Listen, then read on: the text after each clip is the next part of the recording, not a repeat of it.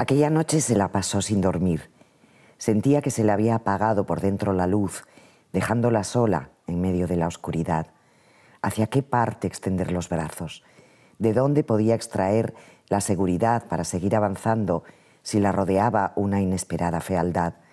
Le parecía como si todas las cosas hermosas hubieran desaparecido de la faz de la tierra, las voces de los niños, el sol naciendo sobre el mar, el vuelo de los pájaros en lo alto del cielo, una florecilla minúscula que nace de pronto entre las piedras, el sonido de una morna que alguien canta en medio de la noche, la alegría de estrenar un vestido nuevo.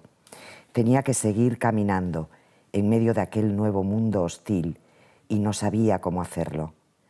Debía aceptarlo, resignarse, ahogar aquella parte de sí misma que un día anheló ser otra cosa, salvar vidas, curar heridas terribles, traer criaturas al mundo.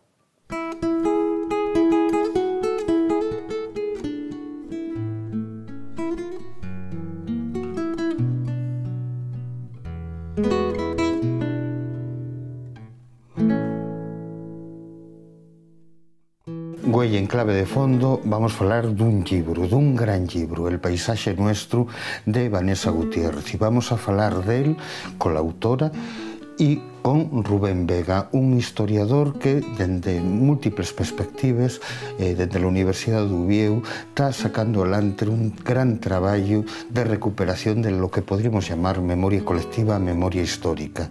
Que métodos hai que seguir? Dende a literatura, faces historia? La historia fai literatura. Esas son las preguntas que hoy tenemos en clave de fondo, la cocina de les lletres. Y una gran anuncia. Tienen ustedes un gran libro para leer. Recuerden, el paisaje nuestro. Leer merece la pena si el alma no es pequeña.